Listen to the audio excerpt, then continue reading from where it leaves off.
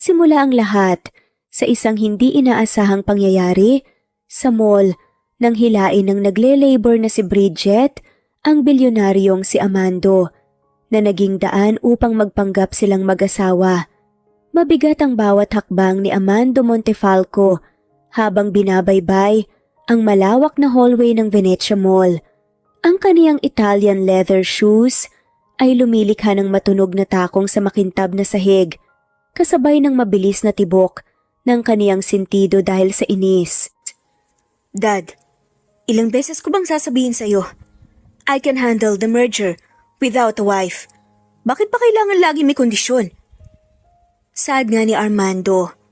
Sa kabilang linya ang boses ng kanyang stepfather na si Don Roberto, kalmado lamang puno ng awtoridad na lalong nagpapainit ng ulo ni Amando. Amando, listen to me. You are 32 years old already. Ang board members ay naghahanap ng stability. Paano nila ipagkakatiwala ang posisyon ng presidente sa isang lalaking ang image ay playboy bachelor na walang direksyon sa personal na buhay? Gusto nilang makita na kaya mong magpatakbo ng pamilya bago ka magpatakbo ng kumpanya. That's final. Napahinto si Amando sa tapat ng isang luxury boutique. Tinitigan niya ang sarili sa salamin.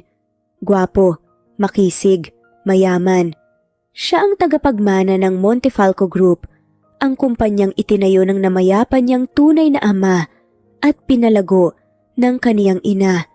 Ngunit dahil sa technicalities at testamento, ang kontrol ay nasa kamay ng kaniyang stepfather na si Don Roberto. Kailangan niyang makuha ang posisyon ng presidente.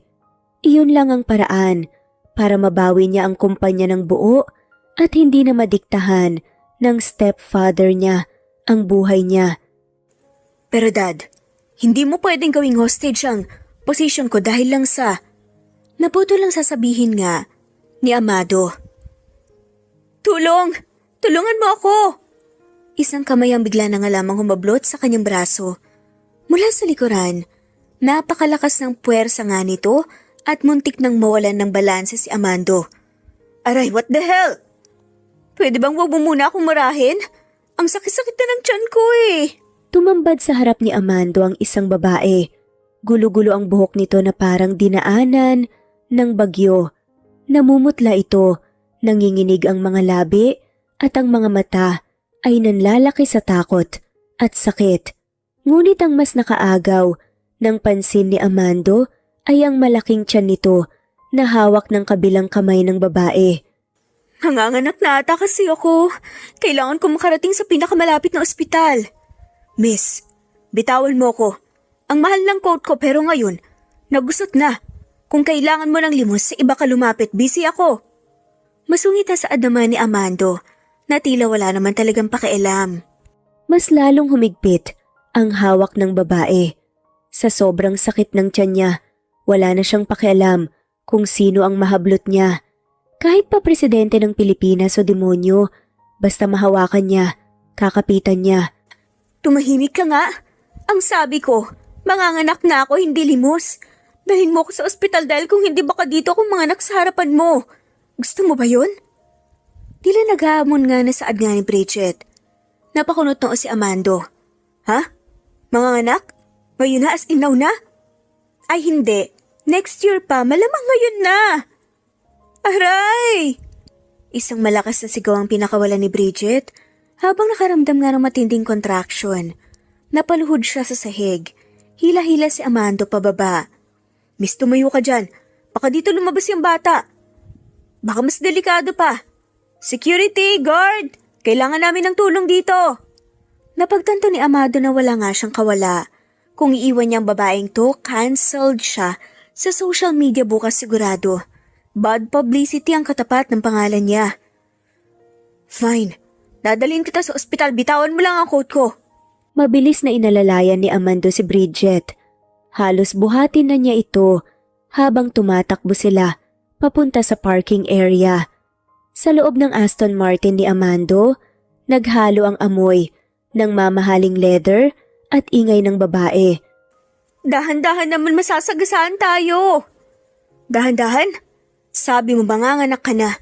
Nagmamadali ako para hindi dyan sa leather seats ko lumabas yung bata. Alam mo bang custom made to? Saad pa nga ni Amado. Wala akong pakialam sa upuan mo. Ang sakit na. Napapikit si Amando sa ingay. Ito ang rason kung bakit ayaw nga niya sa pamilya. Ayaw niya ng gulo, ayaw niya ng ingay. Pagdating naman ng St. Luke's Medical Center, halos ipalipad nga ni Amando ang sasakyan sa emergency bay. Binuhat niya ang babae at kinarga ito hanggang sa makasalubong nila ang mga nurse at tinawagan si Amando para sa naturang emergency. Pinagkamalan pa nga siyang asawa ng babae. Nurse, doktor, kunin niyo na to, parang awan niya na. Saad ni Amando. Sir, sumama po kayo sa admitting section, kailangan po ng details ng pasyente at ng asawa niyo. Hindi nga ako ang... Teka. Hindi natapos ni Amando ang sasabihin dahil biglang nagsilabasan ang mga flash ng kamera. Sa labas ng ospital, may ilang reporters at paparazzi na nag-aabang. At nang makita nila ang sikat na bilyonaryong si Amando Montefalco na buhat-buhat ang isang buntis na babae, alam nilang magiging malaking headline na ito. Napatakip na lamang si Amando ng mukha gamit ang braso bago tumakbo papasok sa loob habang tinatakpan din ang mukha ng babaeng kasama niya. Makalipas ang isang oras, nakaupo si Amando sa private waiting area ng ospital. Ang kaniyang mamahaling suit ay lukot na. Wala siyang ideya kung anong nangyari sa babae. Dinala na ito sa delivery room.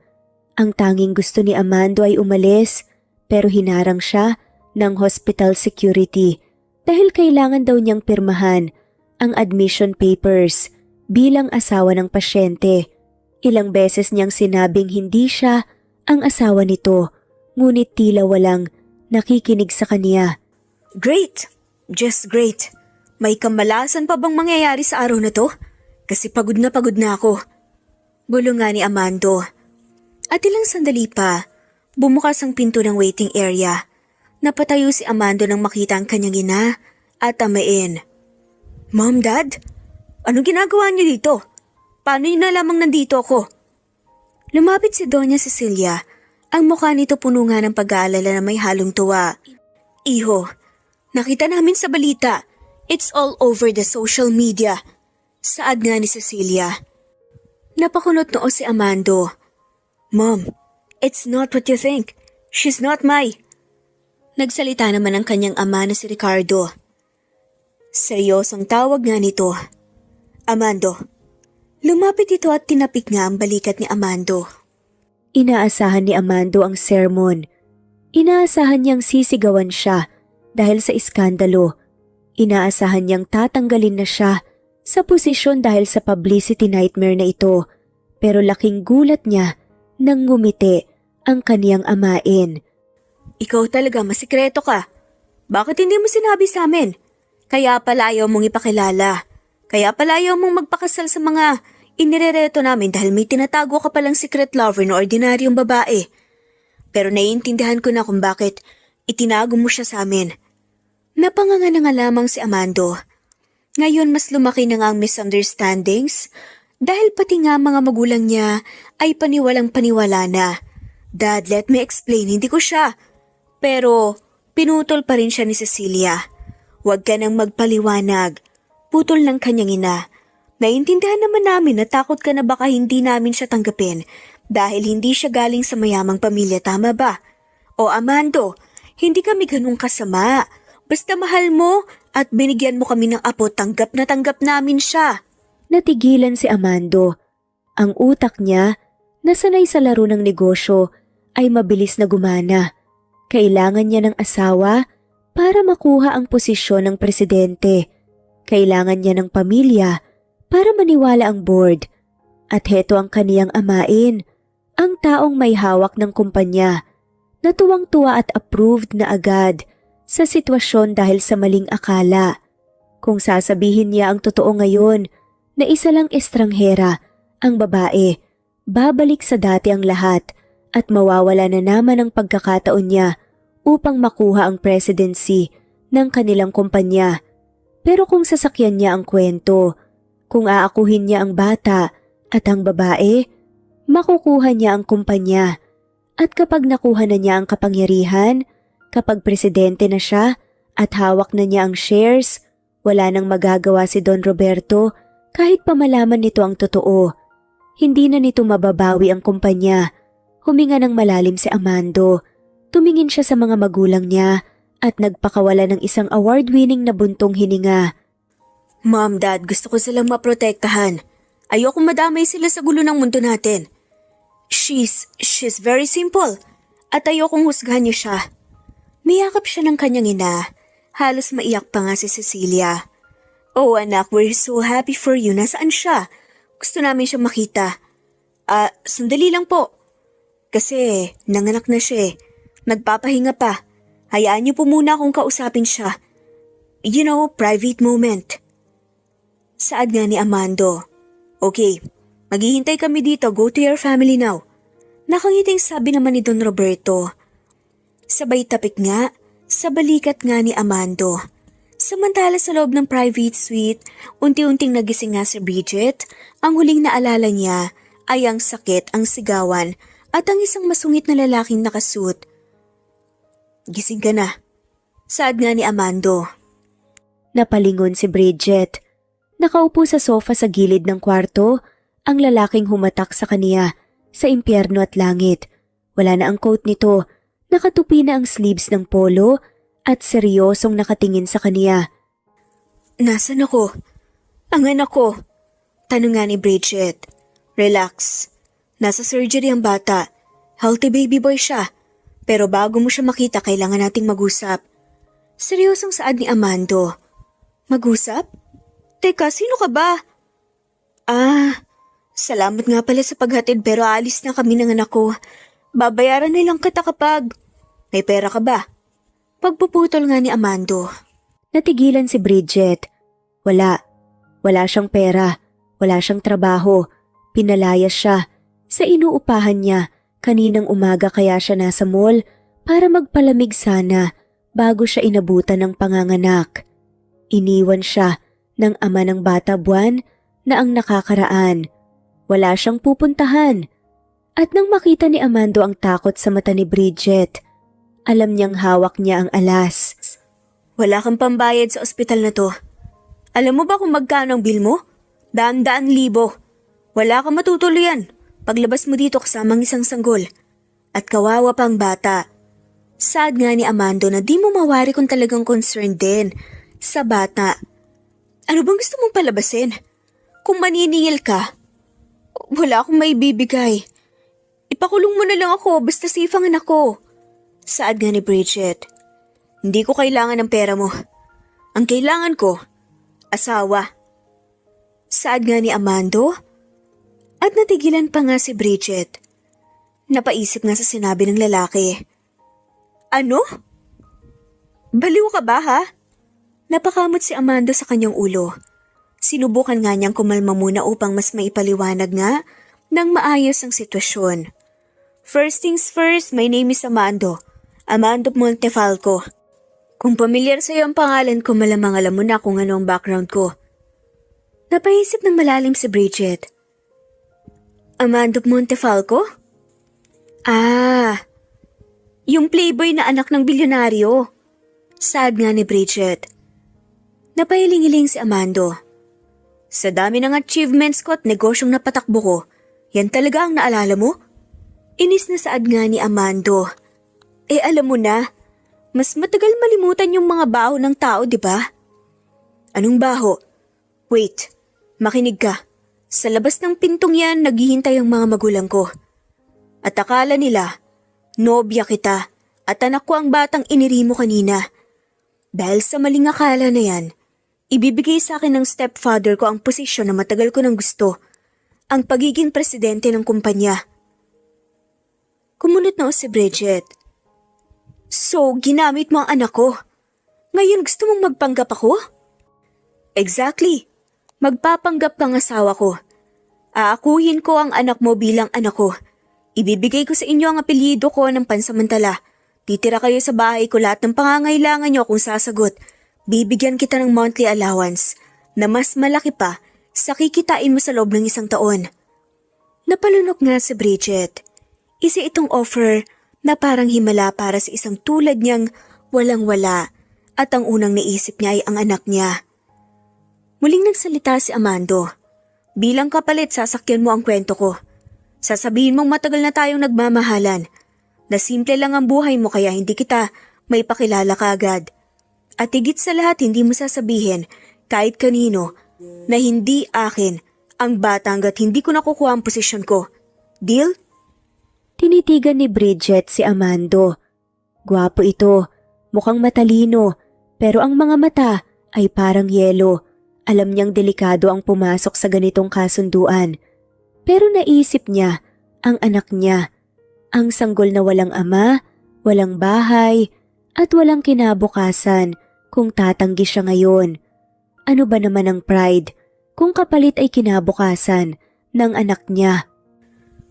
Pero, paano kung mahuli tayo? Kinakabahan na tanong nga ni Bridget. Akong bahala dyan. Basta galingan mo lang ang pag-arte. Kapag naging presidente na ako, wala nang makakabawi pa ng kumpanya sa akin. At pagkatapos ng pwede na tayong maghiwalay ng tahimik. At sisiguraduhin kong may sapat na pera ka para mabuhay kayo ng anak mo habang buhay. Huminga ng malalim si Bridget. Pumikit siya. Nagdasal siya sa Diyos at humingi ng tawad sa kasinungalingan na gagawin niya. Bridget ang pangalan ko. At sige, pumapayag ako para sa anak ko. Matapos marinig yun, napangiti ng malawak si Armando. Agad nga itong napatayo at lumapit kay Bridget para alalayan. Magayos ka. Papapasukin ko sila, tandaan mo. Dapat mahal na mahal natin ang isa't isa at ang pangalan ng bata.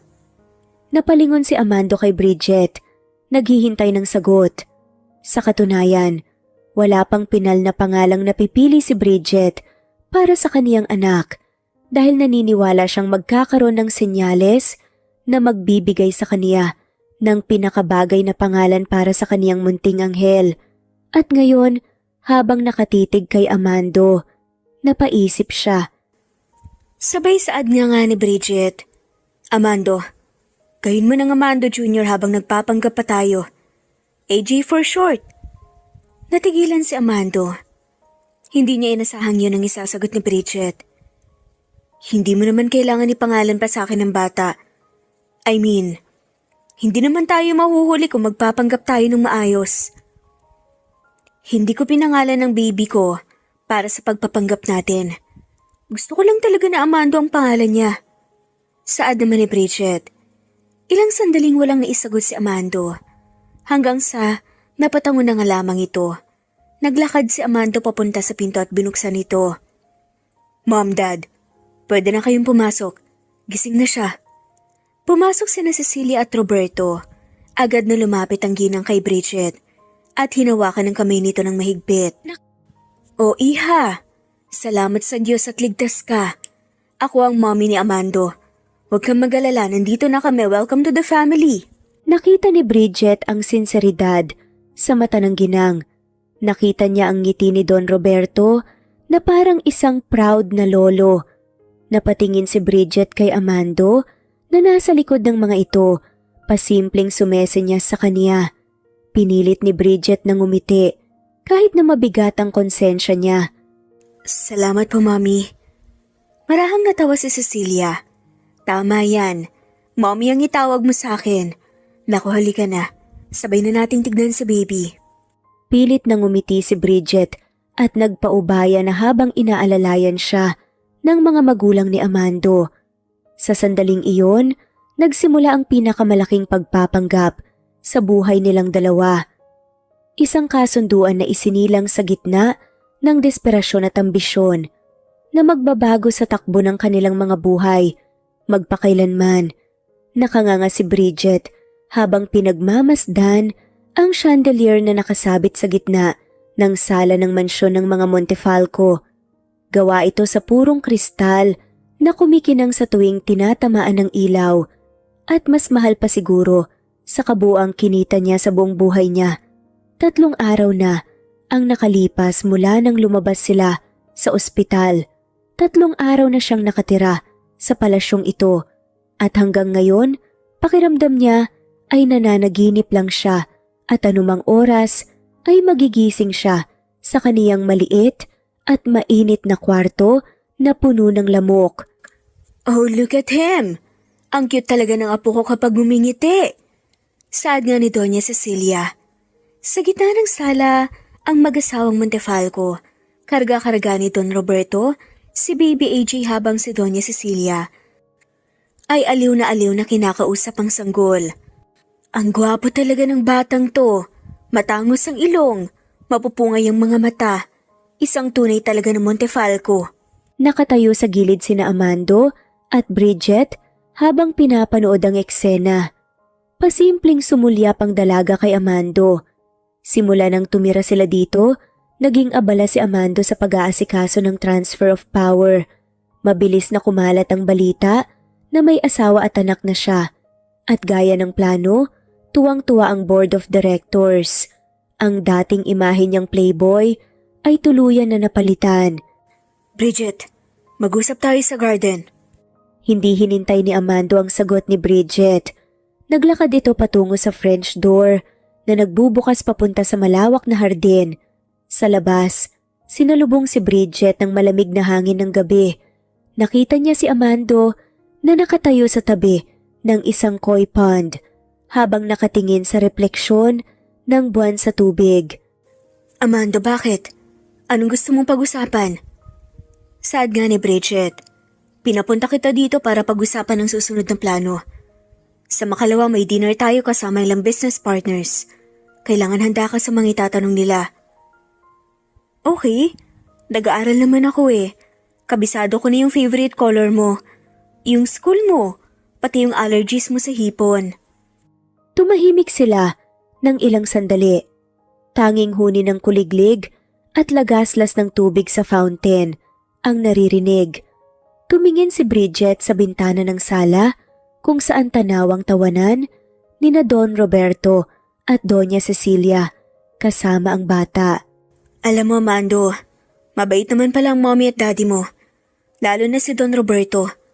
Akala ko based sa kwento mo masungit siya o kaya demonyo. Pero tignan mo, tuwang-tuwa siya kay AJ para siyang tunay na lolo. Napatango-tango si Amando. He is kind because he got what he wanted. Masaya siya dahil nalaman niyang may tagapagmana ng pamilya na direct bloodline ng nanay ko. Pero wag kang magpapaloko sa mga ngiti niya, Bridget. Seryosong saad naman ito. Bakit pa galit na galit ka sa kanya? Stepdad mo lang naman siya, di ba? Ibig sabihin, tinanggap ka niya at pinalaki kahit hindi ka niya tunay na anak. Hindi mo naintindihan, Bridget. This company, ang Montefalco Group, dugo at pawis ng tunay kong ama, ang puhunan dyan. Nang mamatay siya, si mommy ang nagpatakbo. Nang magpakasal siya kay Roberto, unti-unting napunta kay Roberto ang kontrol. He is a good businessman, yes. Pero pakiramdam ko sa bawat desisyon niya, tinatanggalan niya ako ng karapatan sa sarili kong pamana. He always puts conditions. Laging may kapalit. Hindi niya ibibigay ang kumpanya ng buo hanggat hindi niya nasisiguradong kontrolado niya ako. Nakita ni Bridget ang lungkot at bigat sa balikat ni Amando. Sa likod ng yaman at kapangyarihan, isa lang pala itong anak na naghahabol ng pagkilala at karapatan sa sarili niyang tahanan. Kaya kailangan ko kayo. AJ is my ticket to freedom. Kapag naging presidente na ako, wala na siyang magagawa. Tinitigan ni Amanda si Bridget. Mula sa mamahaling damit hanggang sa maayos na buhok, ibang-iba na nga ito sa babaeng gusgusin sa mall na nakilala niya. Speaking of AJ, kailangan nating ayusin ang background mo. Hindi pwedeng wala kaming alam sa pamilya mo. Nasaan nga pala ang mga magulang mo? Bakit mag-isa ka lang nanganak? Nasaan ang mga kamag-anak mo? Sunod-sunod na tanong ni Amando. Pero ang sagot lang ni Bridget, wala. Napakunot noo si Amando. Anong wala? Imposibleng wala kang magulang. Patay na sila. Bata pa lang ako, naulila na ako. Pinalaki ako ng tiya ko sa probinsya pero nung nag-18 ako, pinalayas niya ako kasi pabigat na daw ako. Dagdag palamunin. Kaya lumuwas ako ng Maynila. Kumunot ang noo nga ni Amando. So mag-isa ka lang dito sa Maynila simula noon? Oo, kung saan-saan ako namasukan. Naging sales lady, naging waitress, naging tagahugas ng plato sa karinderya. Minsan kapag walang sweldo natutulog ako sa bangketa o kaya sa ilalim ng overpass. Sanay naman ako sa gutom basta may matulugan, okay na. Natigilan si Amando. Sanay siya sa mga babaeng nagrereklamo kapag hindi air-conditioned ang restaurant o kapag out of stock ang favorite nilang luxury bag. Hindi niya ma-imagine ang buhay na kinukwento ni Bridget. Ang matulog sa ilalim ng tulay, ang hindi kumain. Tumingin siya sa babae. Mukha naman itong matibay, pero sa likod ng mga ngiti nito, alam niyang marami itong sugat. Kung ganyan pala kahirap ang buhay mo, bakit ka naganak? Bakit ka nagpabuntis kung sarili mo nga hindi mo mabuhay ng maayos? Hindi ba irresponsable yun? You brought a child into this world, knowing you have nothing to offer. Sad nga ni Amando. Natigilan si Bridget. Parang sinampal siya ng mga salita nito.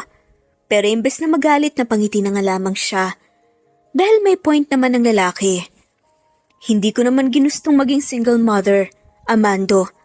Akala ko siya na. Tumingala si Bridget para pigilan ang pagbagsak ng luha. At nagsimulang magkwento. Yung tatay ni AJ, nakilala ko siya nung waitress ako sa isang bar. Gwapo naman siya. Mabait din that time. Siya yung unang taong nagparamdam sa akin na mahalaga ako. Binibigyan niya ako ng pagkain. Ihahatid pa uwi kinakumusta. Sa buong buhay ko na puro hirap at pangalipusta ang natikman ko. Siya yung naging pahinga ko. Napatingin si Amando kay Bridget. Nakita niya ang sinseridad at sakit sa boses nito habang pinipigilan nito ang sarili na maiyak.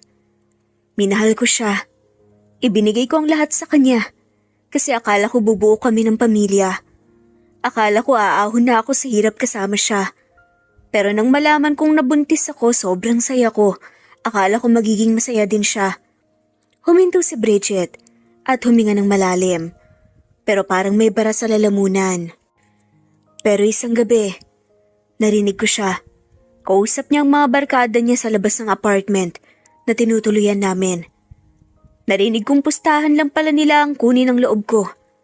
At malas daw siya kasi nabuntis ako. Tama na. Saad nga ni Amando. Natigilan nga si Bridget at tuluyan ng naiyak. Naramdaman ni Amando ang bigat ng pinagdaanan ni Bridget at hindi mapigilang makaramdam ng awa. Saad na nga lamang ng lalaki. I'm sorry. Sinabi kong irresponsable ka nang hindi nalalaman na ganoon palang naranasan mo. Napayo ko si Amando. Kahit ang kilalang playboy na sanay manakit ng puso ng mga babae, hindi maiwasang manlambot sa harap ng isang babaeng nalampasan ang isang malaking paghihirap bilang isang babae at ina. Naramdaman ni Amando ang kirot sa dibdib niya. Napagtanto niyang napakababaw ng mga reklamo niya sa buhay. Siya, na ipinanganak sa ginto, ay nagrereklamo dahil sa kondisyon ng amain niya. Samantalang si Bridget, na walang-wala, ay lumalaban ng patas para lamang mabuhay. Dahan-dahang lumapit si Amando kay Bridget. Kinuha niya ang kaniyang panyo mula sa bulsa at iniabot ito sa dalaga. Take this. Stop crying, baka makita ka nila mommy at isipin nila na inaaway kita. Salamat. Pasensya na Amando ah. Wala naman talaga sa plano ko tong pag-iyak kong to eh. Bahagyang napangiti si Amando. Isang tunay na ngiti na ngayon lamang niya na ipakita kay Bridget. From now on, hindi ka na matutulog sa ilalim ng tulay at hindi na magugutom ang anak mo. That's part of the deal. Pero gagawin ko yun hindi lang dahil sa deal natin. Gagawin ko yun dahil tingin ko karapat-dapat yun.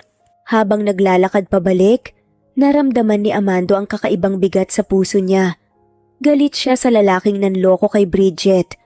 At sa hindi maipaliwanag na dahilan, gusto niyang patunayan sa babaeng iyon na hindi lahat ng lalaki ay katulad ng gagong ama ng anak niya na may mga lalaki pa ring marunong tumupad sa usapan at marunong magbigay ng halaga. Mabilis na lumipas ang mga buwan sa loob ng mansyon ng mga Montefalco. Kung sa boardroom ay si Amando ang hari, sa loob ng kanilang kwarto, si Baby AJ ang diktador. Ang unang mga buwan ay parang bootcamp para kay Amando. Sanay siya sa stress ng negosyo, pero iba pala ang stress kapag may sanggol sa bahay. Pero sa kabila ng mga pagsubok, unti-unti ring nag-adjust si Amando. Yun nga lang, may mga pagkakataong talagang bumubulabog sa malaki nilang mansyon. Baby, tahan na. Tahan na, baby. Nakatakip na ng unan sa magkabilang tainga si Amando, pero tumatagos pa rin ang tinis ng iyak ng bata. Nakahiga sila ni Bridget sa malaking kama na may bolster sa gitna bilang harang, habang ang crib ni Baby AJ ay nasa gilid ni Bridget. Bridget, patahanin mo naman si Baby AJ. May board meeting ako, baka bukas ng alas 7 I need sleep. Gulong-gulo nga ang buhok ni Bridget at halatang puyat na puyat din. Kinuha nito ang umiiyak na bata mula sa crib at inugoy-ugoy. Shh, tahan na baby, andito si mama. Bulong nga ni Bridget. Ayaw paawat nga ni AJ, pula na ang mukha nito ng kaiiyak. Bridget, ano bang problema niya? Gutom ba? Basa bang diaper? Tila naiinis na nga na saad ni Amando. Tiningnan siya ng masama ni Bridget. Kung nakamamatay ang tingin, baka nakahandusay na si Amando sa kama at wala ng buhay. Amando, tumutubo ang ngipin niya. Teething stage na siya. Makati at masakit ang gums niya kaya siya iyak ng iyak. Normal lang to. Saad naman ni Bridget. Normal?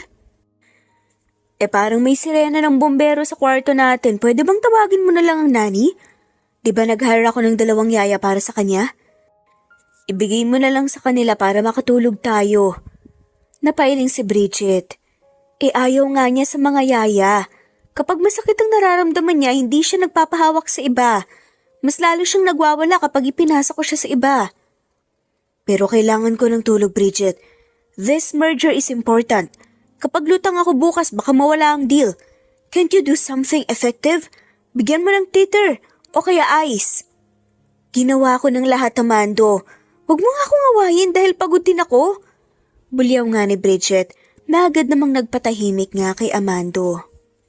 Sa sobrang stress at pagod, napikon na si Bridget.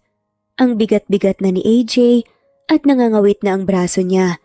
Tapos dadagdag pa ang reklamador na kasama niya. Lumapit si Bridget kay Amando at biglang ipinatong ang umiiyak na sanggol sa bisig nito. O yan, ikaw ang magpatahan. What? Bakit sa akin? Umirap si Bridget. Magtitimpla nga ako ng gatas, baka sakaling tumigil kapag nadede. Hawakan mo muna yan. Total nagre-reklamo ka na maingay, di ka magpatigil. Bridget, wait lang, hindi ako marunong. Pero mabilis na lumayo si Bridget at padabog na isinara ang pinto. Naiwan si Amando at si Baby AJ. Napakamot na lamang si Amando. Siya ang mas makapangyarihan. Pero pagdating sa ganitong mga sitwasyon, hindi niya mawari kung bakit si Bridget ang laging nananalo. Napatitig na lamang si Amando sa bata. Ang liit-liit nito sa malalaki niyang braso. Okay, fine, you win. Little boss, tahan na. Masuyong saad nga ni Amando na tila nakikita na nga sa bata. Sinubukan ni Amando ang ginagawa ni Bridget. Inugoy-ugoy ito nang dahan-dahan at naglakad-lakad siya sa kwarto. Shh, don't cry. Alam mo bang sinisira mo ang sleep schedule ko? Kapag hindi ako nakatulog, babagsak ang stocks ng kumpanya. Kapag bumagsak ang stocks ng kumpanya, wala kang pambili ng gatas. Kaya sige na, stop crying. Ilang sandali pa biglang kumalma ang bata. Napahinto si Amando at nagulat nga na napatitig kay Baby AJ. Ha? Mukhang naintindihan mo ako ah. Ayaw mo mawala ng gatas no? Gulat na tanong nga ni Amando bago bahagyang natawa nga at tila naaaliw na nga sa bata. Nakatingala si AJ sa kanya. Ang mga mata nito nabasa pa ng luha ay nakapako sa mukha ni Amando. Dahan-dahan, unti-unting gumuhit ang isang ngiti sa labi ng sanggol. Kitang-kita ang mapuputing gums nito at ang maliit na puting ngipin na tumutubo sa ibaba. Tumibok ng mabilis ang puso ni Amando dahil napaka-cute ni Baby AJ. Dada! Biglang saad nga ni Baby. Teka, nung sabi mo Baby AJ, pakiulit nga. Dada! Pagulit nga ni AJ at mas malakas pa sabay tawa at tampal sa dibdib ni Amando. Sa sandaling yun bumukas ang pinto, pumasok si Bridget, dala ang bote ng gatas. O bakit tumahimik? Nasaan na siya? Nakita niya si Amando sa gitna ng kwarto, tulala, hawak ang nakangiting bata. Bridget, pakinggan mo to. Ang alin? Nagtatakang tanong nga ni Bridget. Lumapit si Bridget nang makita nga siya ni Baby AJ.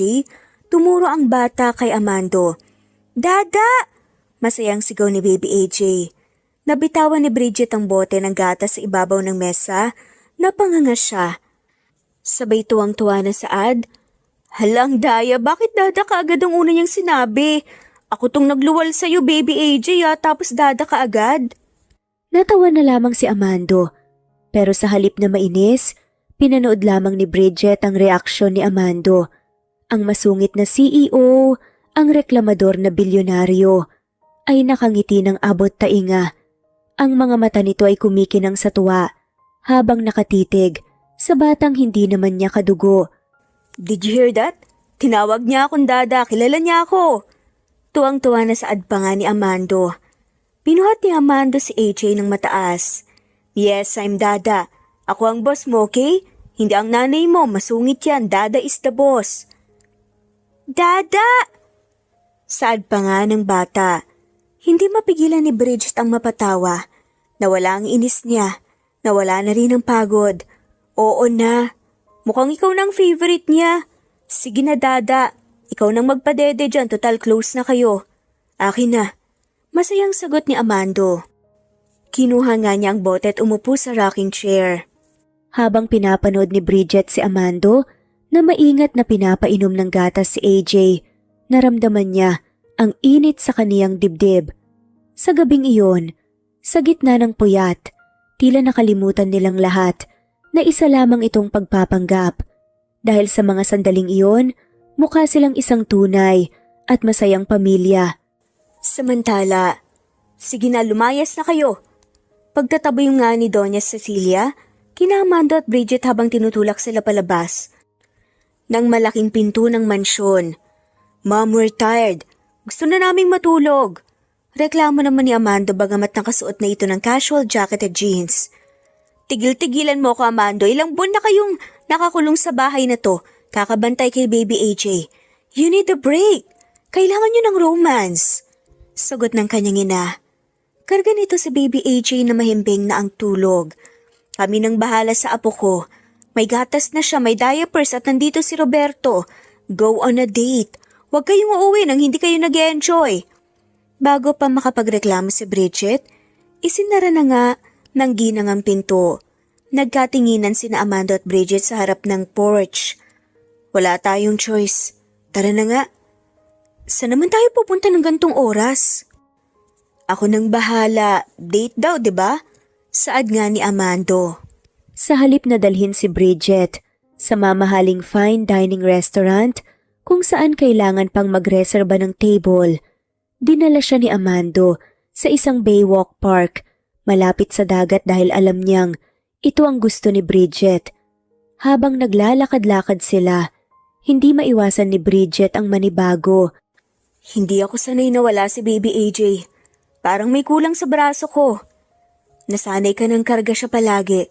You're a good mother, Bridget. Minsan nga napapansin ko na mas inaalagaan mo pa siya kaysa sa sarili mo. Saad ni Amando. Siyempre anak ko siya eh. Siya ang mundo ko. Mas mahalaga pa siya kaysa sa buhay ko. Huminto si Amando at tinitigan si Bridget. Sa ilalim nga ng liwanag ng mga poste ng ilaw, nakita niya kung gaano kaganda ang babaeng kasama niya. Ikaw, Amanda, masaya ka ba? I mean, nakuha mo na ang tiwala ng daddy mo. Malapit ka nang maging presidente ng kumpanya. Masaya ka ba sa naging takbo ng buhay mo? Of course, masaya ako. Pero hindi lang dahil sa posisyon. Masaya ako dahil hindi kasing lungkot ng inaakala ko. Ang umuwi sa bahay na may naghihintay sa akin na pamilya. Ganun ba talaga kasama ang tingin mo sa pagkakaroon ng pamilya noon? Tumango-tango si Amando. Yes, ang tingin ko noon dagdag problema lang. Na baka pag nagkaroon ako ng pamilya, marami na akong hindi magagawa. Hindi na ako makakapagpasaya. Pero hindi naman pala ganun. Tama nga si Daddy. Hindi matatawaran ng kahit na anong yaman ng stability ng isang pamilya. Bahagyang napangiti si Bridget habang pinakikinggan si Amando. Hanggang sa biglang nagsimulang umingay ang madilim na kalangitan dahil sa fireworks display. Wow, ang ganda, Amando. Tignan mo, may fireworks. Napangiti si Amando. Hindi siya sa langit nakatingin, kundi kay Bridget.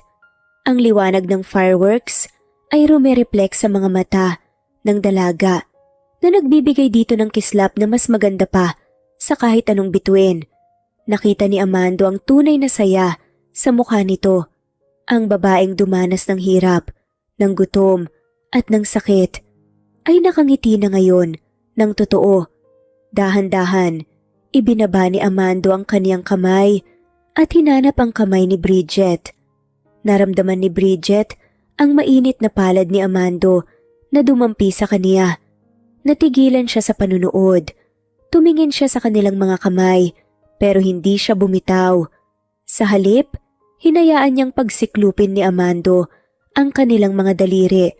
Tumingin si Bridget kay Amando. Nakatingin na rin ito sa kaniya. Sa likod nila, patuloy ang pagsabog ng mga kulay sa langit pero sa pagitan nila, may ibang klaseng liwanag ang nabubuo. At sa sandaling iyon, kasabay ng pinakamalakas at pinakamaliwanag na pagsabog ng fireworks sa kalangitan, naramdaman ni Bridget ang malambot na labi ni Amando sa kaniyang mga labi. Lumipas ang mga buwan at naging taon, isang panahong puno ng saya na halos makapagpalimot sa kanila na ang lahat ng ito ay nagsimula sa isang kasunduan. Si Baby AJ, na dating iyakin at laging karga, ay isa ng makulit na toddler na nagpupumilit tuklasin ang mundo gamit ang sarili niyang mga paa. Come on AJ, punta ka kay Dada, kaya mo yan, big boy ka na. Nakaluhod si Amando sa carpeted floor habang nakaunat ang mga braso.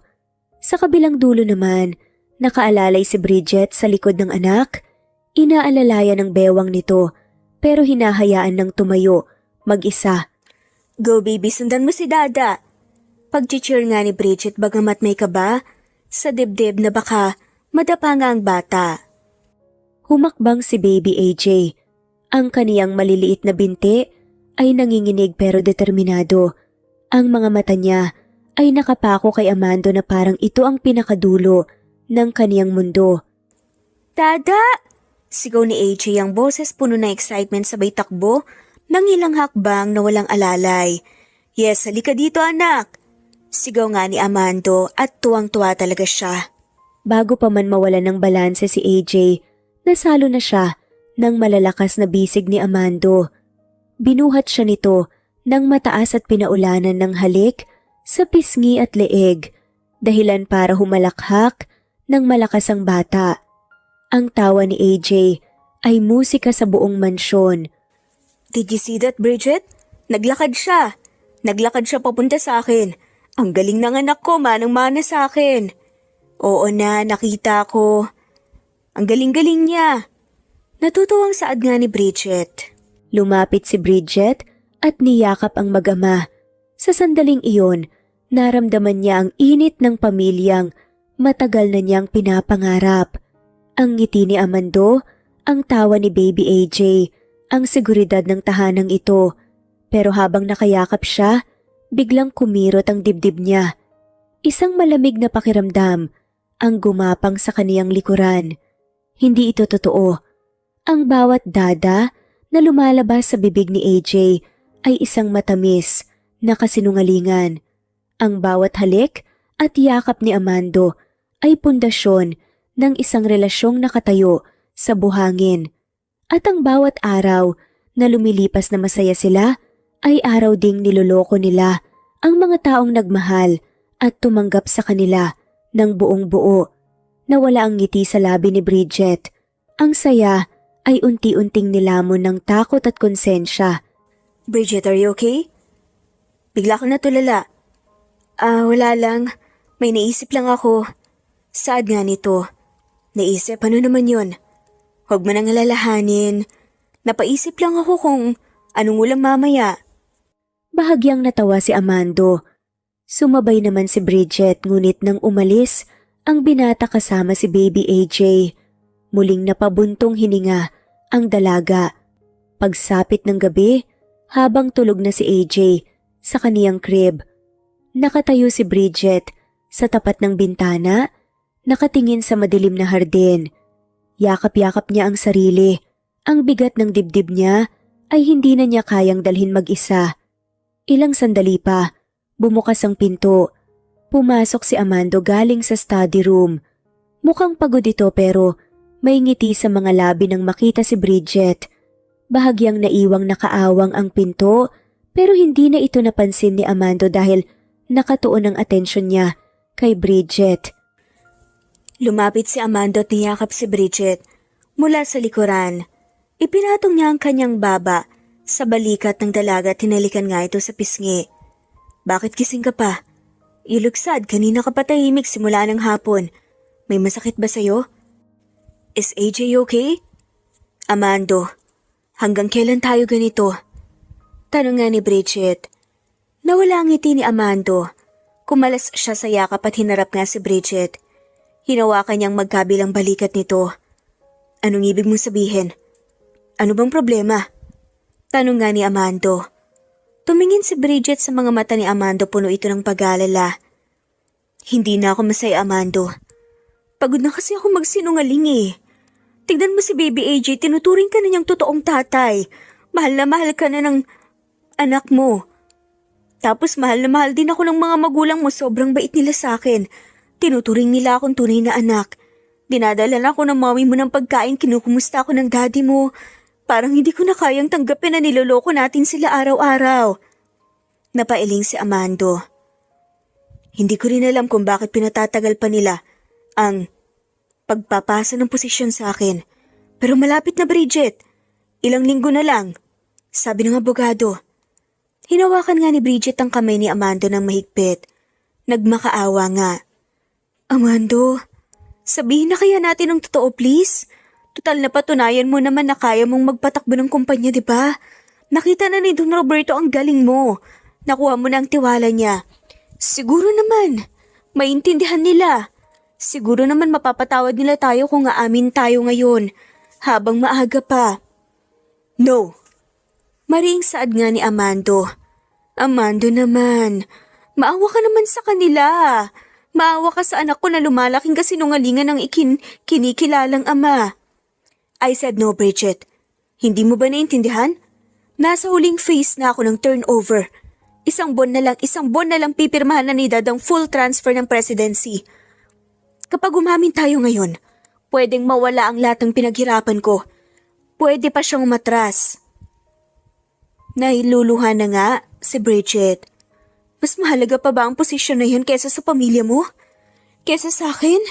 Kesa sa kapayapaan ng loob natin? Hindi mo naintindihan ang mundo ko.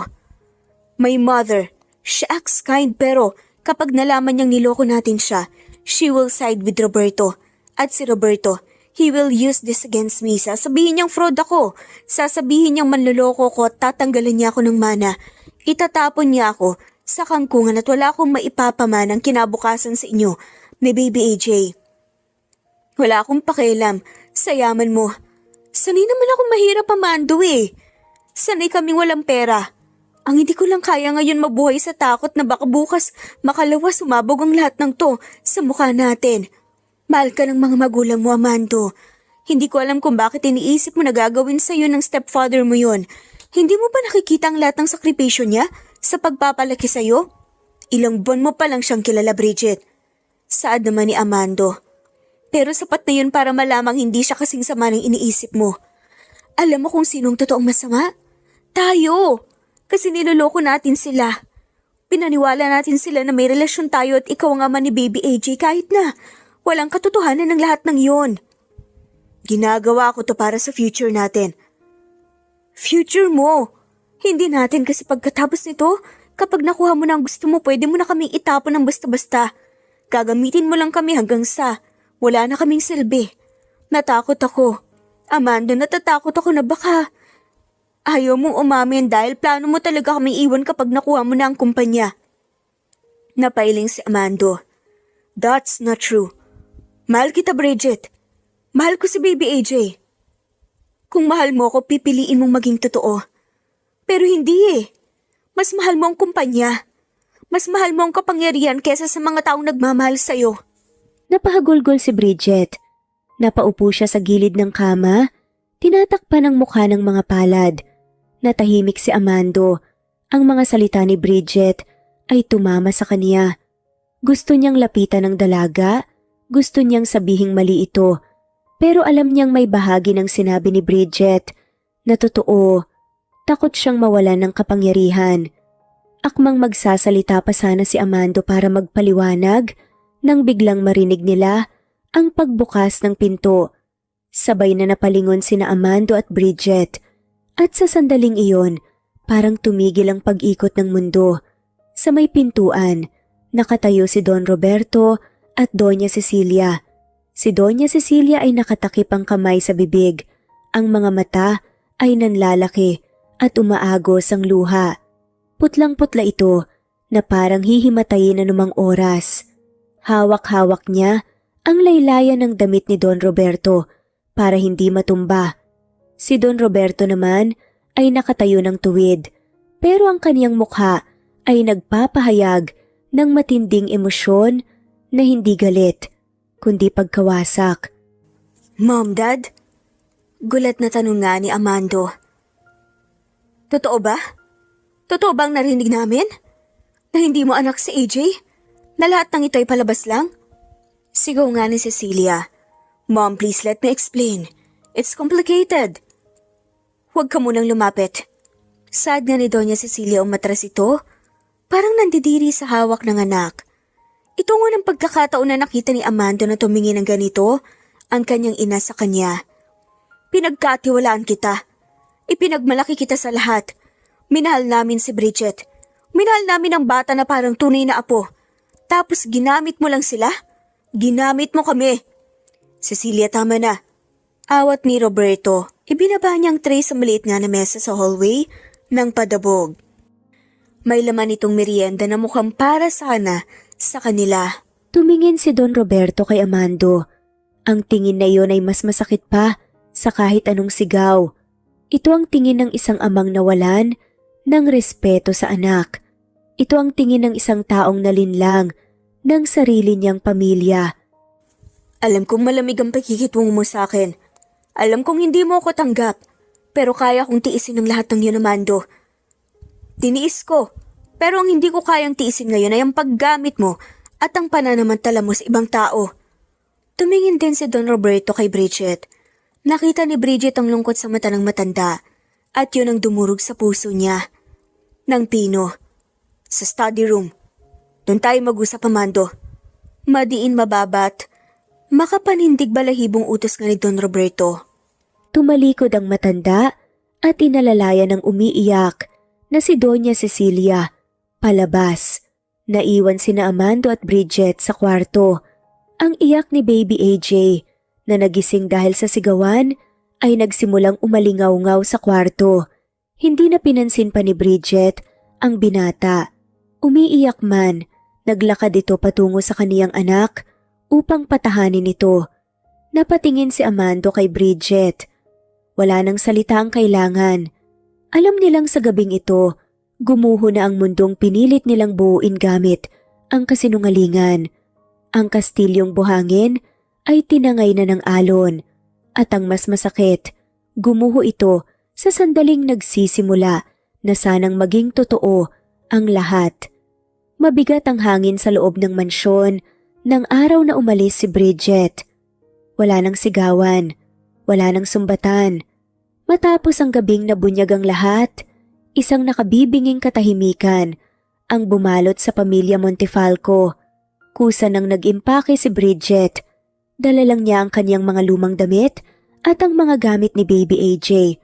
Wala siyang dinalang kahit anong alahas o mamahaling regalong ibinigay ni Amando.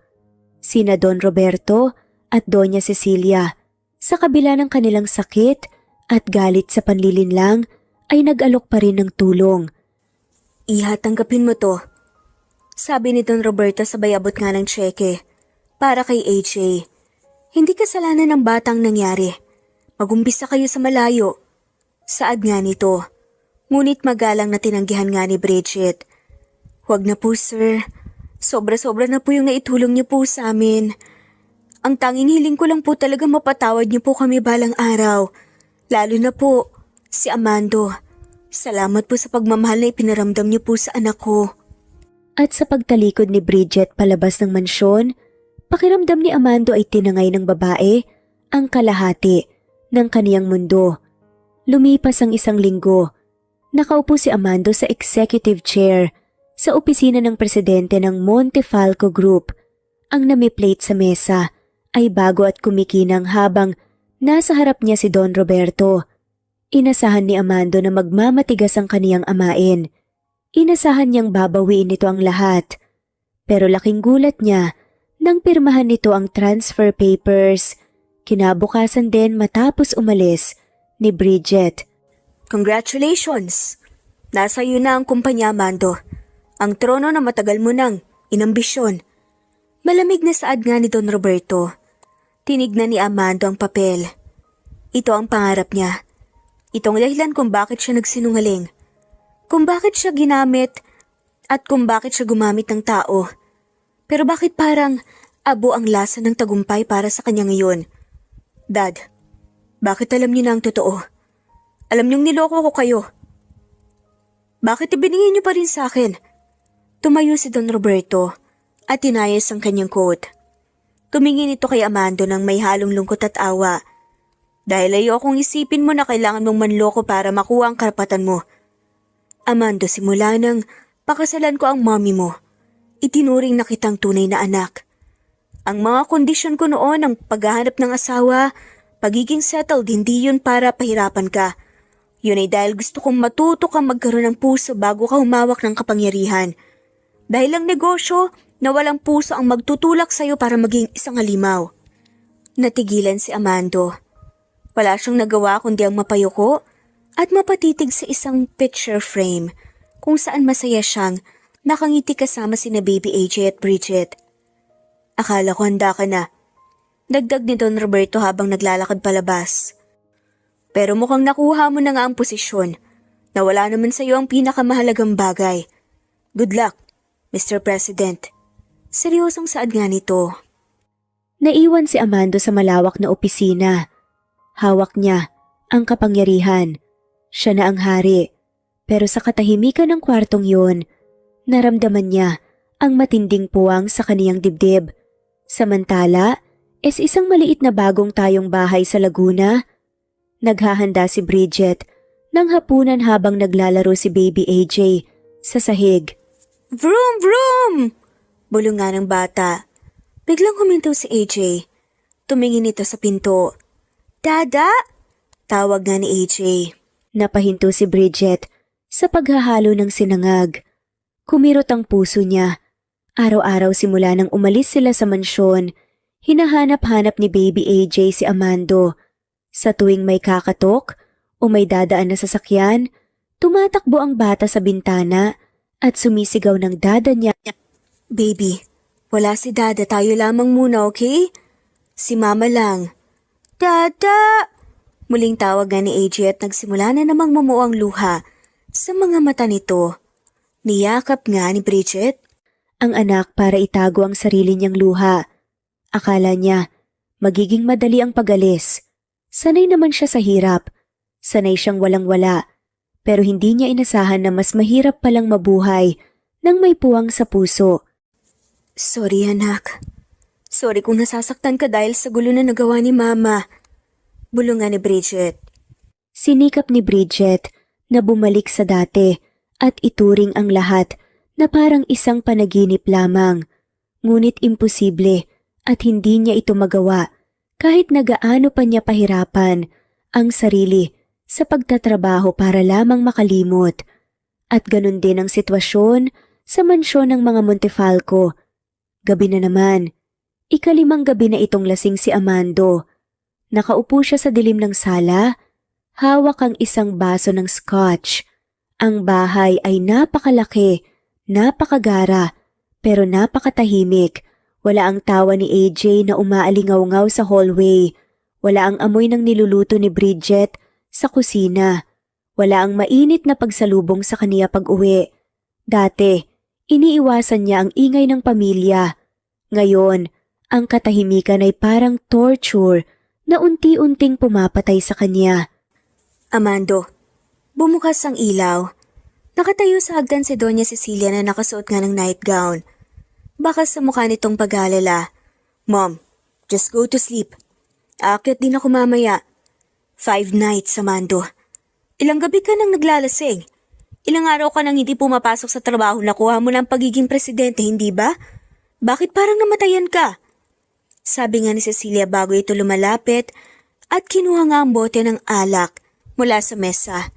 Tumawa ng mapait si Amando. Tsaka napailing. Namatayan? Siguro nga, Mom. Pinatay ko ang lahat ng magagandang bagay sa buhay ko para lang makuha ang hamak na posisyon na yun. Mom, nang binigay ni Dad ang posisyon, ang totoo niyan wala akong naramdamang saya. Ang naramdaman ko lang hiya. Hiya sa kanya. Hiya sa'yo at kay Bridget. Mula sa pagkakasandal sa sofa dumilat nga si Amando tumingin sa ina. Ang mga mata niya ay mapula at puno ng pagsisisi. Buong buhay ko. Akala ko kalaban ko si Dad. Akala ko gusto niyang agawin ang pamanang iniwan ni Papa. Kaya nagtayo ako ng pader. Kaya ginamit ko si Bridget para lang unahan siya. Pero mali ako. He was kind to me all along. Tinanggap niya ako, pinalaki at binigay ang tiwala niya. And I repaid him with lies. At si Bridget, Mom, I really miss her. And I miss baby AJ. Akala ko kaya kong bumalik sa pagiging bachelor. Akala ko okay lang nawala sila pero tuwing gigising ako sa umaga, nawala sila sa tabi ko.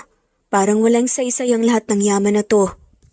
Umupo si Doña Cecilia sa tabi niya at hinaplos ang buhok ng anak, gaya noong bata pa ito. Bahagyang naluha ang ginang habang pinagmamasdan ang nakakaawang itsura ng kaniyang nag-iisang anak. Magulo ang buhok nito, hindi na nagawang mag-trim ng balbas at malayong malayo na sa sharp na itura nito noon. Alam mo anak, ang pride pwede mo namang lunukin. Ang posisyon pwedeng palitan. Pero ang taong nagmamahal sa'yo ng totoo, once na mawala sila mahirap na silang ibalik. Si Bridget nakita ko kung paano kanya tignan. At nakita ko kung paano ka tumingin sa kanya at sa bata. Hindi lahat ng napanood namin ay peke, Amando. Alam kong totoong nararamdaman mo. Kaya ang tanong ko sa'yo, nung gagawin mo? Iiyak ka na lang ba dito habang yakap ang titulo mo? O ipaglalaban mo ang pamilyang binuo mo? Natigilan si Amando. Ang mga salita ng ina ay parang malamig na tubig na gumising sa kanya. Tama si Doña Cecilia. Hindi pa huli ang lahat. Kaya naman pagsapit ng umaga, agad na tinungo ni Amando ang bahay na tinitirhan ng mag-ina. Sa mga pagkakataong yon, nasa kusina si Bridget, naghuhugas ng pinggan nang makarinig siya ng katok sa pinto. Kinabahan siya. Wala naman siyang inaasahang bisita. Dada! Excited na sabi ni Baby AJ sa kadali-daling nagabang sa pinto tulad ng nakasanayan. Napangiti na nga lamang si Bridget sa kamarahang hinalikan ng bata sa noo. Hindi yan ang dada mo, anak. Dada! Pagpupumilit naman ni Baby AJ na siyang nagpailing nga na lamang kay Bridget. Binuksan ni Bridget ang pinto para patunayan ang kaniyang sinabi. Ngunit nanlaki ang mga mata ni Bridget nang makita nga niya si Amando sa labas. Wala itong suot na suit. Naka-plain white t-shirt lang ito at jeans. Medyo magulo ang buhok at may stubble sa mukha na halatang galing sa puyat. Pero para kay Bridget, siya pa rin ang pinakagwapong lalaking nakita niya. Amando, anong ginagawa mo dito? Huminga ng malalim si Amando at tila kinakabahan. Pwede ba akong pumasok para makausap ka? Kahit sandali lang. Nagdadalawang isip na si Bridget. Pero nang makita ang lungkot sa mga mata nito, bumigay siya at binuksan niya ang malaki na pinto. Pasok ka. Pagpasok ni Amando, agad na umikot ang mata niya sa kabahayan. Maliit, mainit, walang masyadong gamit, napakalayo sa mansyon.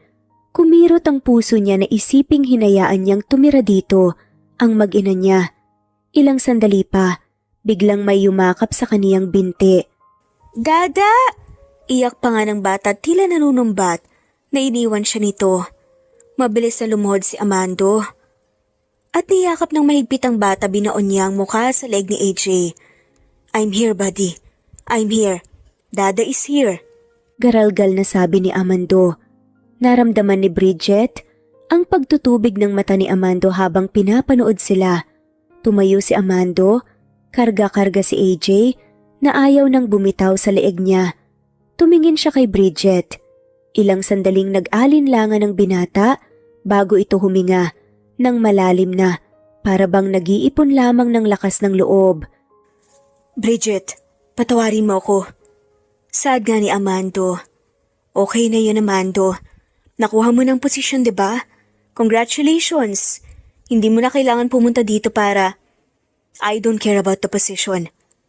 Pagpuputol nga ni Amando, natigilan si Bridget. Binigay na sa akin ni Dad ang kumpanya.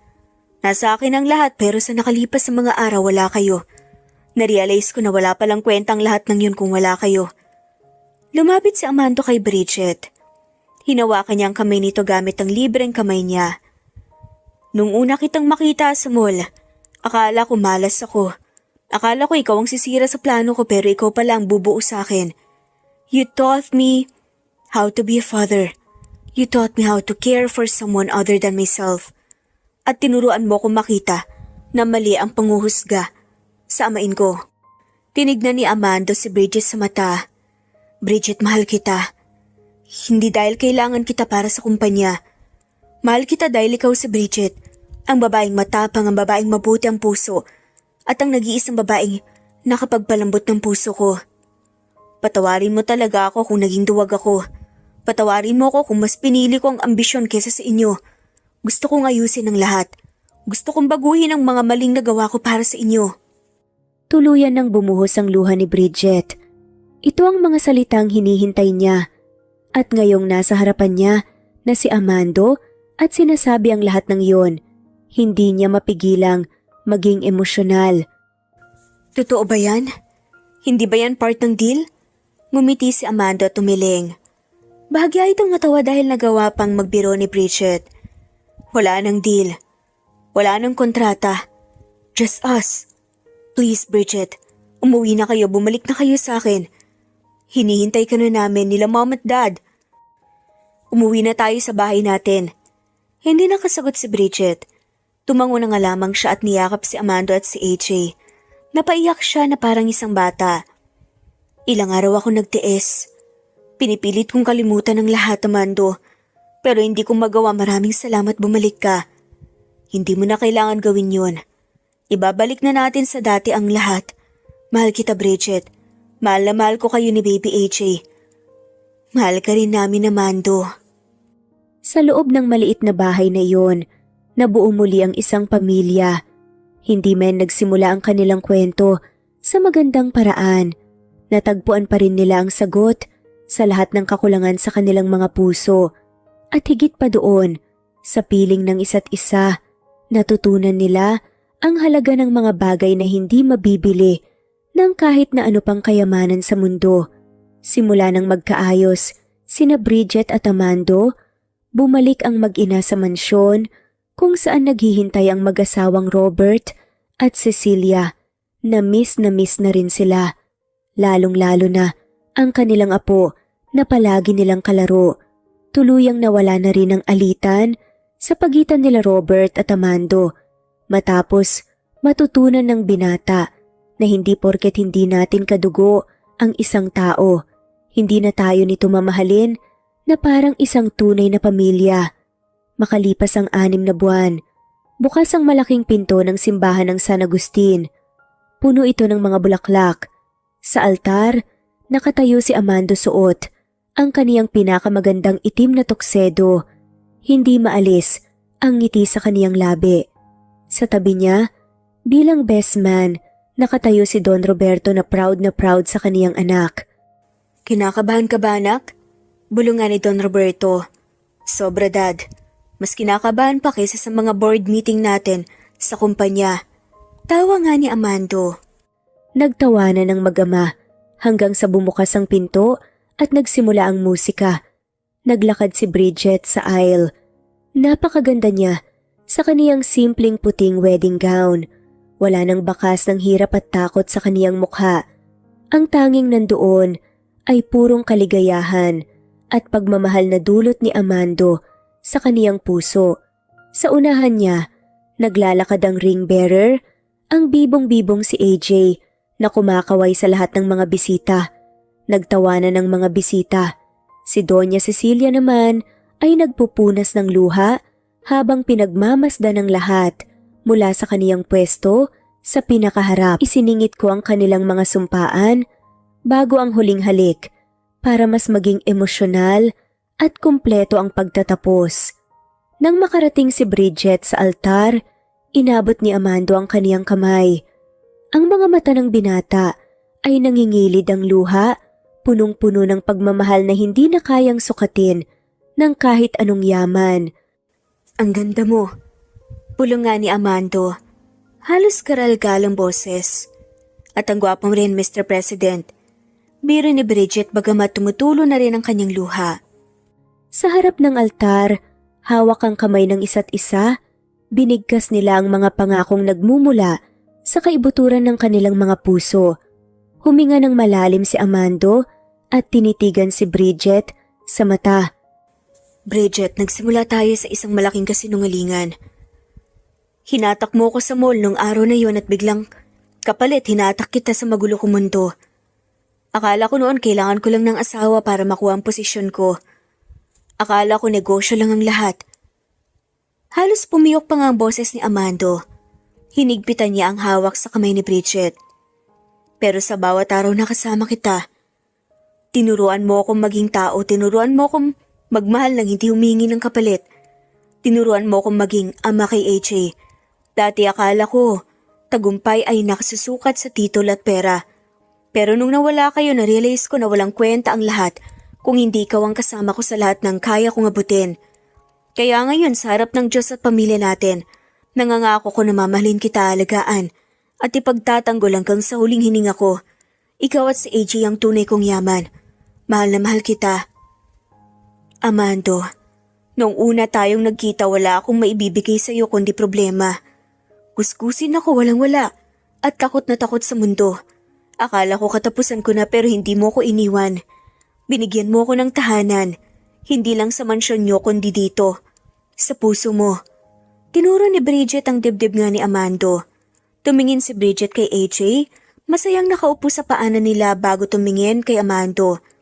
Higit sa lahat, salamat dahil tinanggap at minahal mo ang anak ko na parang sariling dugo mo.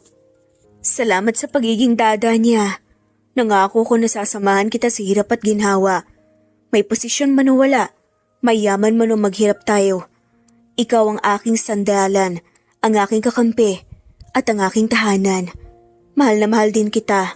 Sa harap ng altar, matapos ang kanilang madamdaming sumpaan, selyado na ang kanilang tadhana. Hindi dahil sa kumpanya, hindi dahil sa yaman, kundi dahil sa pag-ibig na nagsimula sa isang hindi inaasahang pagkakataon. Dahan-dahang inangat ni Amando ang belo ni Bridget. Hinalikan niya ito. Isang halik na malalim, matamis, at nagsasabing wala nang kasinungalingan, wala nang pagtatago.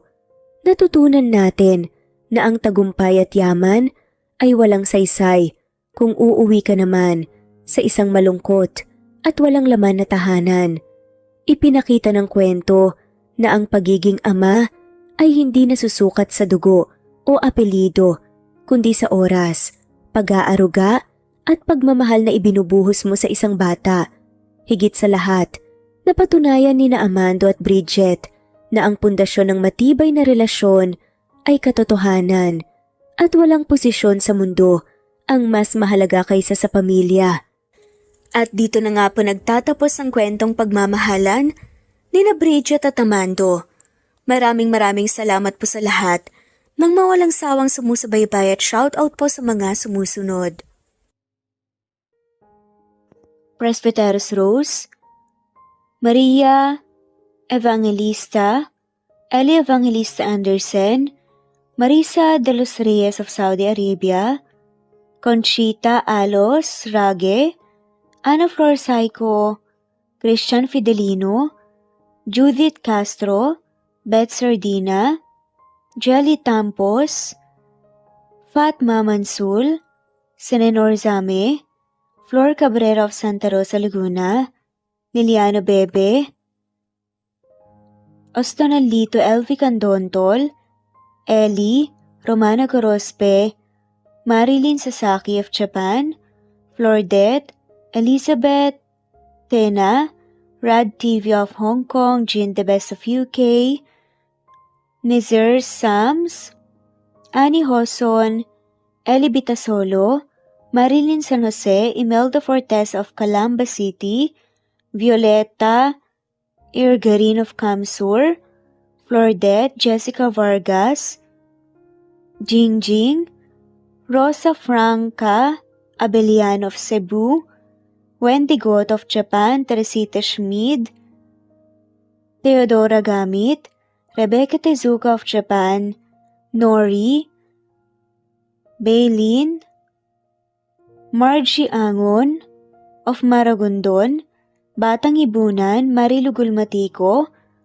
Leda Dapito, Geraldine Ana Victoria, Lindy of Macau, Marites Nitura, Reynante Salamanya, Pasita Eliazar, Jingjing Nazareno, Gina Monge, Rosemary Vasquez, Mercy Villantes, Freda Reyes, Teresita Loida Gabas, Christian Fidelino, Eli, Wilma Dargantes, Teresita de los Santos, Teodora Gamit, Rosemary, Romana, Leonisa, Kidim, Jean Debes, Eddie Codillian of Winnipeg, Canada, Flor, Ellie, Emily, Elila, Merlin, Leonisa Azotes, M. Season Vlog, Princess Rocker, Emma Gura, Flora Pasita Eliazar of Ontario, Canada, Eli Bitasolo of Milan, Italy, Carmencita Falcon, Rayland Pudadera, Marilu Gulmatico, Imelda, Liliano, Senen, Fatma Mansul, Teodora Gamit, Mercy, Evangeline Zamora, Chabidal, Kinciano Obas, Charlene Cartilla, Sofia Moore, Dumlao of Santiago City, Andrea Taga, Teodoro Rolyuki, Ligaya Calvo, Maria Teresa Rosendo Corpin, Ida Rojas, Stephanie Arroyo, Kidim, Bonifacio Quinzon, D. Naitan Canada, Erlenda Heronda of Matanao, Davao del Sur, Leonila Perea of Concepcion Nay, Cavite, Elsa Opiane, Presbyteros Fe Navares, Ederlina Albiso, Lorna Ayman, Rosemary Vasquez, Leonisa Azotes, Irish de la Peña, Marilyn San Jose, Eli Bitasolo, Senen, Catherine Lacinario, Ronilio, Marisa de los Reyes, Eddie Codillian of Canada, Jean the Best of UK, Teresita, Rebecca Tezuka of Kawasaki, Flora Fes Parunga of Batangas City, Ruby Corazon Riera, Elvi Candontol, Naitan, Canada, Wilma Dargantes, Annie Hoson, Romana, Flor, Theodora Gamit, Nizer Sams, Emily Borak, Evangeline, Yana Binyon, Kimberly Ann Kempis, Theodora Gamit, Merlilyn Carmen Calunod, Christy Cabrera, Edralina Gatyoan, Nori, Teresita Schmid, Liliano Bebe, Rosalinda Isidro, Leonora Pandakila, Mary Jean Malunes, Maria Nita Saltarin, Marlene Bosico, Pasita Eliazar, Celia Harabejo, Lovely Angel, Maria Elena Barosa, Chari Patata, Susan Melinda Gelit, Gloria Lucas of Poblacion Norte, Licab, Nueva Ecija, Francis Pilapil from Binganonan, Rizal, Ruby Corazon, Chabidal, Mary Joy Sabaresa, Lebuna Arnel, Angie, Reder, Kinciano Ebas, Lucia Baldo, Ara Adhani, Yamasuka, Evangeline Bautista, Mary Joy, Rodrigo Valerio of Balanga City, Bataan, Rosal, Rosalie, Ana Flor Saico, Carlo Gayorgor, Jelly Tampos, Rosemary Vasquez Presbyteros Rose, Eli Evangelista Anderson, Fe Navares, Ostonalito Catherine, Ara Adhani, Jean De Best of UK, Lily Sales, Rose Mebukadon of Saudi Arabia, Ellie, Liliano Bebe of Italy, Lily, Lloyda Gabas, Ellen Cervantes of Malolo City, Bulacan, Evangeline Zamora, Jennifer Odias of Claveria Miss Oriental, Nori, Annalyn Divina Gracia, Merlilyn Linley Nora Balias of Siargao Island, Meding, Elvi Candontol, Wilma Dargantes, Helen Murillo, Ara Adhani, Carmencita Falcon, Ederlina Albiso, Florence De Leon, Rebecca Tezuka, Annie Hoson, Matea Ejes, Nancy Navarra, Teresita Schmid, Mercedita San Jose of Antipolo City, Princess Rocker, Marilu Gulmatico, Ana Victoria, Imelda Forteza of Calamba City,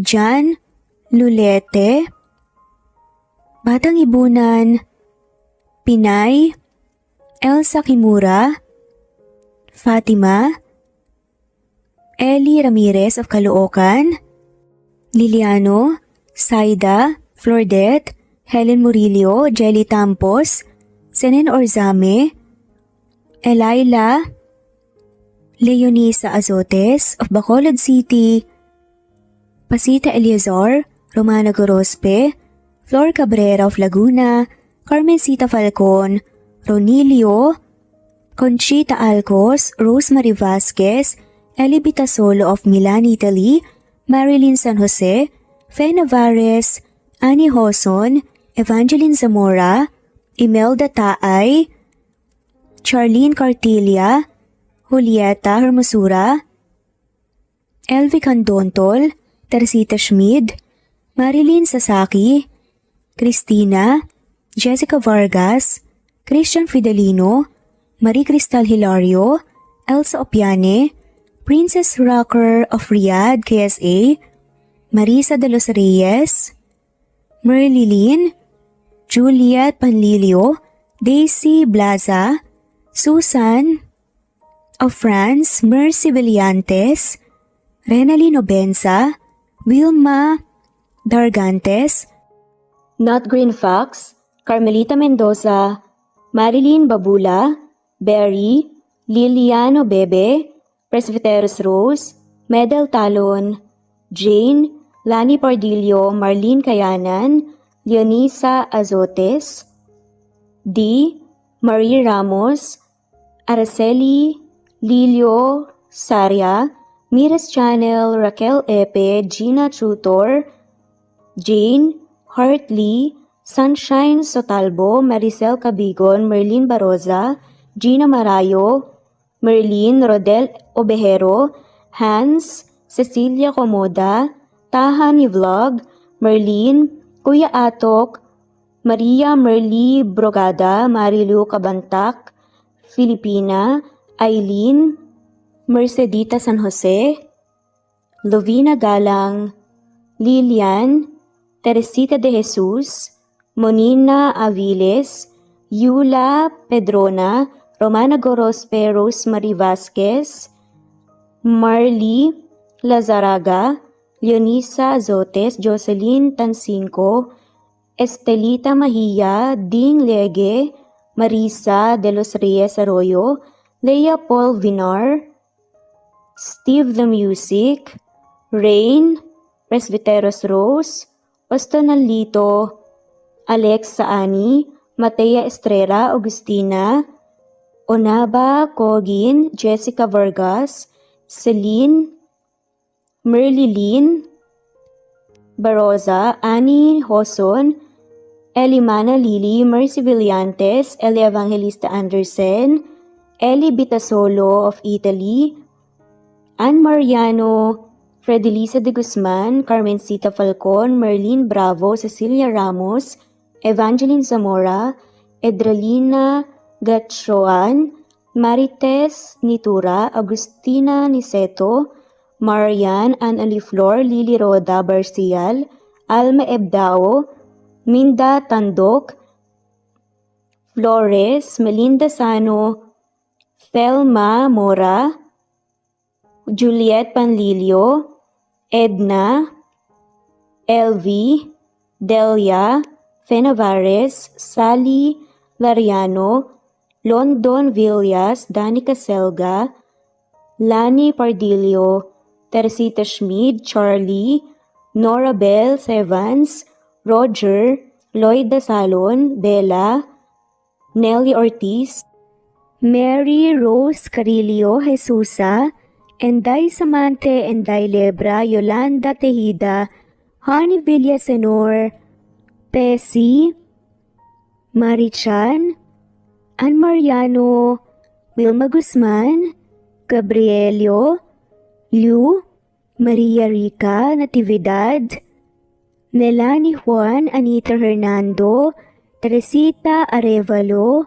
Raquel Magno, Carmencita Falcon, Flordet, Nat Greenfax, Luz Templo Nuevo, Teresita Schmid, Flor Cabrera, Virginia Salazar, Luz Templo Nuevo, Leia, Madeline Tagle, Wilma Villafuerte, Isaac Ablon, Menchita de Belen, Federico, Mercy Edrosolo, Fe, Adamson Machas, Quinshano Ebas, Eli Ramirez Elizabeth Gilas, Harem Ruhi, Julius Edna Romero, Charlie Angelina Samia, Emma Gadiano, Rosemary Vasquez, Lisa, Estelita Mahia, Elvi Candontol, Corazon Danke of University of Eastern Philippines University,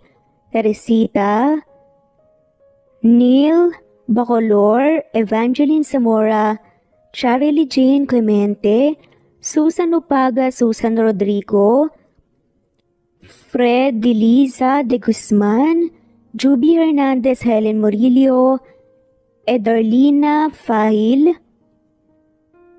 Rosie, Juliet Kaday, Kuya Atok, Betty Losnong, Crescen, Susana, Tessie Rumbawa, Lovina Galang, Aida Jurado, Emily Kinlog, Mirna Hamero, Liz Berito, Gabrielio, One Spotify, Imelda Fortes of Columbus City, Larry Malapaya, Dance, Remy's Life Official, Ellie Evangelist Anderson, At shoutout na rin po sa lahat na mawalang sawang sumusubaybay.